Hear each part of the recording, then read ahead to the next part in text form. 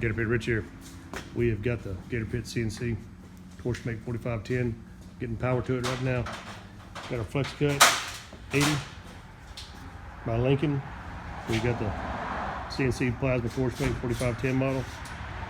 That was a 5x10 size sheet, and we're getting power. There's an electrician up there powering it up now, running all the lines to it, dedicating lines, power lines to it to run the table, run the plasma, and run the compressor. All dedicated lines, and we make sure we got 100% efficiency running on this thing as far as power. We should have this thing up and running come Monday. Today is Saturday.